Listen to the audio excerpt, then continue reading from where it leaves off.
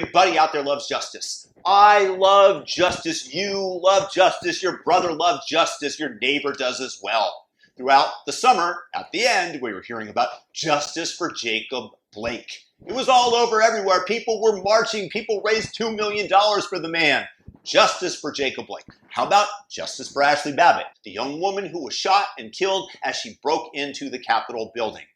Let's compare the two and see where justice should fall, because we should be able to discern whether or not we are behaving properly and fairly as a society. And guys, I realize that what I'm talking about here might be a little bit controversial, so I do want you to comment with your opinion. And I also would really appreciate it if you thumb up the video. Just thumb it up. Just turn that button blue and share the video if you like it. If you're new, subscribe. Here we go. Let's take a look at Jacob Blake. Jacob Blake has a criminal past that the police, when they pulled up on August 23rd, absolutely knew about. In a bar in Wisconsin, in his local jurisdiction, in his area, he got into an argument with one of the other patrons. He then pointed a gun at them. The magazine fell out. The bartender told him immediately that he needs to go. On his way out, Blake once again pointed a gun at the patrons inside the bar from behind the window on the outside. The police were called. They pulled over his car. He then caused soft body tissue to an officer. What should have been prosecuted, for some reason he wasn't. He was facing 8.5 years in jail for the crimes that he committed. Once again, you don't prosecute real criminals, people that actually pose a threat to society, and then you have repeats. Because on August 23rd, he went to a house where there was a restraining order against him. Why was there a restraining order? Because he had sexually assaulted. He had a third-degree sexual assault warrant out for his arrest. The woman who lived there. Yeah, this is the guy we're talking about. This is such a grand individual. She called the cops. She yelled out, he has my keys, he has my kids. And the cops saw him put one of the kids in the car. The presupposition that you might take out of this as a policeman is that he's going to kidnap the children. He then tussled with the cops. He put them in a headlock. They yelled out, "Drop the knife, drop the knife." He then escaped after being tased and walked towards the car. And knowing that the guns were trained upon him, he reached down into the driver's side door and was attempting to retrieve a weapon, which turned out to be the knife. Cops, to protect themselves, given the fact that they knew about his past criminal record, that he had a warrant out for his arrest, that he had tussled with them, that he had been tased and resisted, which is possible, is certainly a possibility that he was high on drugs that enabled him to bodily resist that, and then they shot him. And how did the left react to these events? They called for the officer's head. They demanded his name. They looted and rioted and burned down buildings and businesses in Kenosha, Wisconsin, about people who had nothing to do with the incident. Kamala Harris and Joe Biden visited his family. Visited this family. Kamala called the family lovely or wonderful. Yes, a wonderful family. A criminal thug son, and I don't care if you don't like the term thug. A thug means somebody who uses violence to get his way. And Jacob Blake certainly matches that definition. So you have a problem with it? It has nothing to do with race. He was a thug. And Kamala Harris, for political expediency, calls the family lovely. The father, a known anti-Semite. Yes, Kamala, lovely family. Yes, this is what the Democratic contenders were giving their time and effort and energy and attention to. And because of that, $2 million were raised for Jacob Blake. Justice for Jacob Blake. Marches, justice for Jacob Blake. For what? For what? He was a thug. I'll repeat it.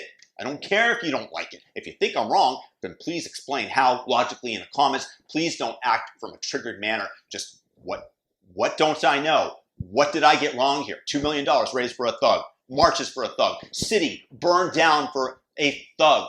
Kyle Rittenhouse now being prosecuted by the district attorney of that area of Kenosha for murder charges when he was in self-defense. All of this could have been avoided if you did not treat thugs with reverence because of the color of their skin, because Black lives matter rather than the actions that a person takes. Yeah, I'm not appreciative. $2 million that you raised for this guy. $2 million.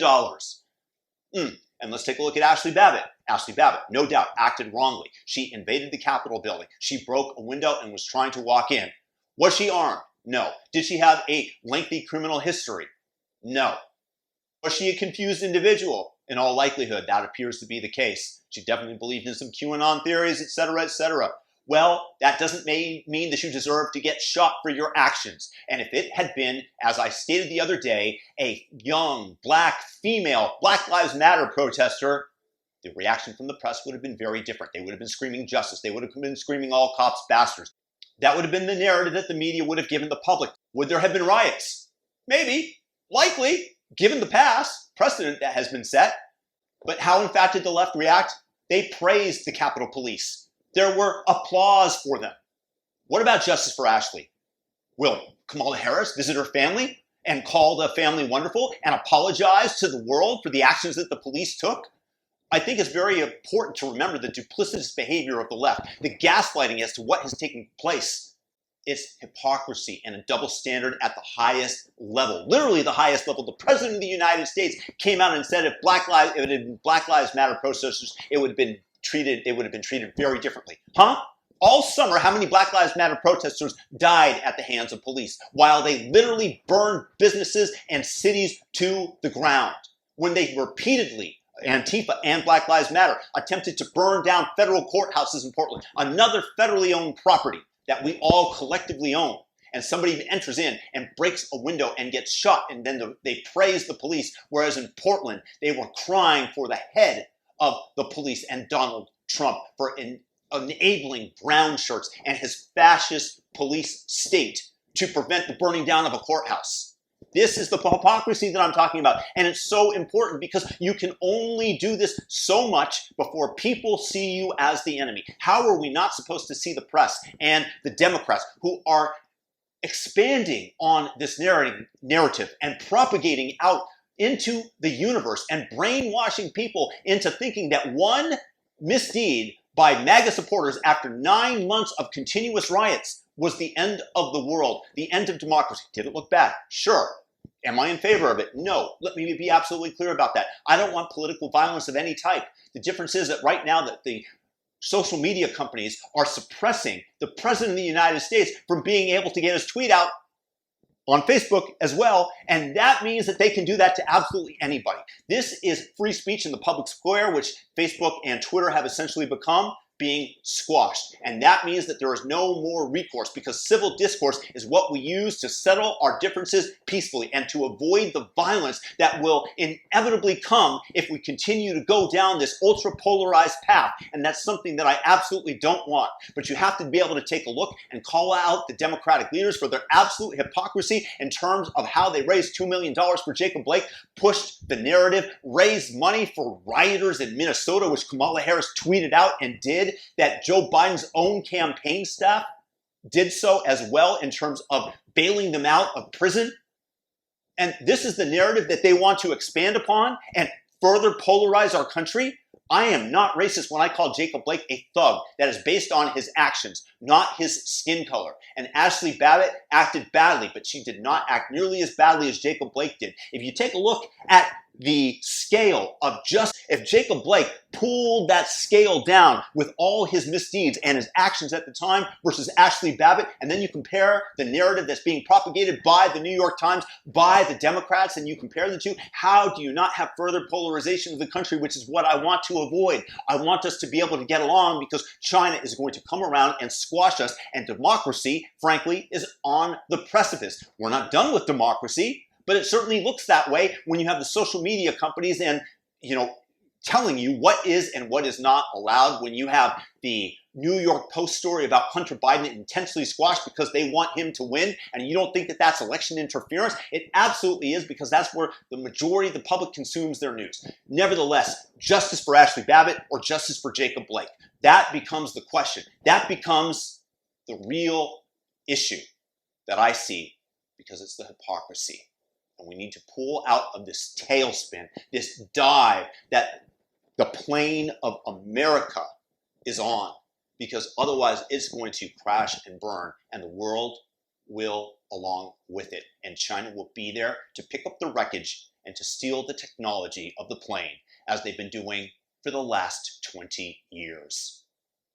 If you think I'm wrong, leave a comment as to why. I'm very curious into your opinion. I want us to be able to settle our differences peacefully. So leave a well thought out comment, non-attacking.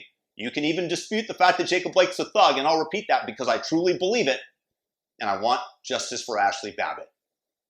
Just in terms of the fact that as Americans, we can take each other's differences more seriously and be able to acknowledge how other people feel, not just your own political tribal side. If you can explain to me the Democrats and the hypocrisy that I pointed out, please do. Subscribe, notification bell, all notifications. Share the video and thumb it up. Most of all, have a blessed, blessed day.